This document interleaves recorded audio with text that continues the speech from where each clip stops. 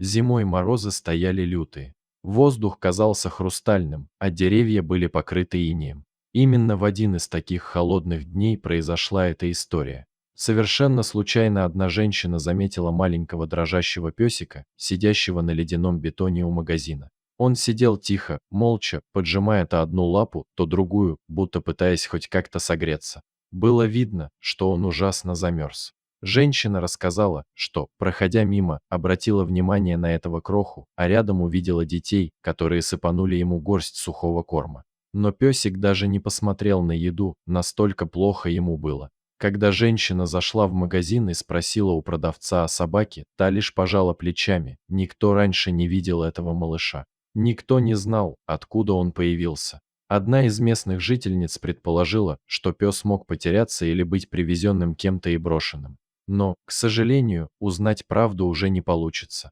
Мороз не щадил никого, даже птицы старались не вылетать в такой холод, люди спешили домой, кутаясь в шарфы и пряча носы в рукавицы. А песик оставался на месте. -30, и он терпел, дрожа от холода. Только подумать, каково ему было в тот момент. Незнакомая местность, странные запахи, люди, проходящие мимо.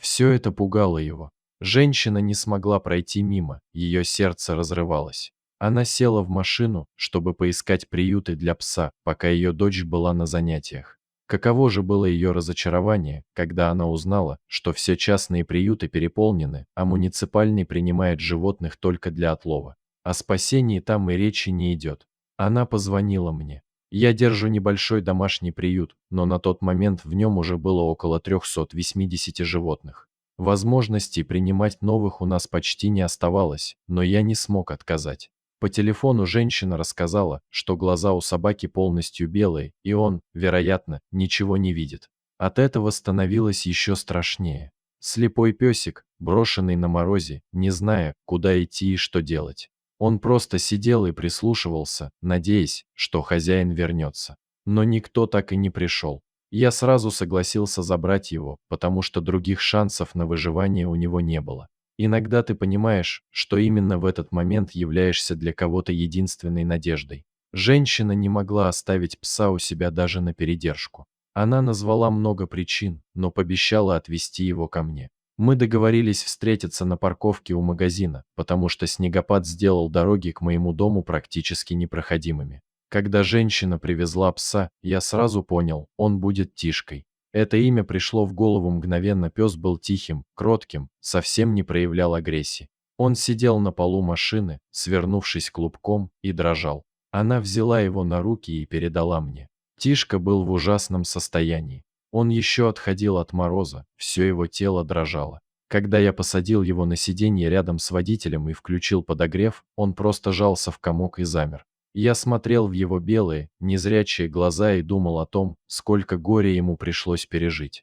Он казался растерянным ребенком, которого оставили одного в этом жестоком мире. Я привез Тишку в приют.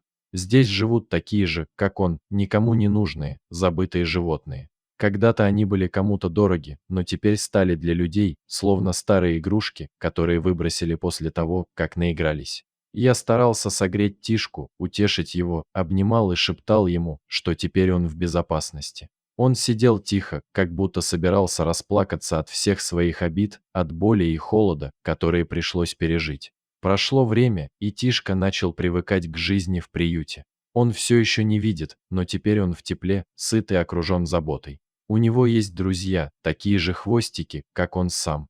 Я надеюсь, что однажды Тишка найдет свой новый дом, где его будут любить и заботиться о нем так, как он этого заслуживает. Каждый раз, глядя на него, я думаю о том, как страшно бывает жить без защиты и поддержки. Но, с другой стороны, как же важно в нужный момент протянуть руку помощи. Иногда именно ты можешь стать для кого-то лучиком света в темном мире.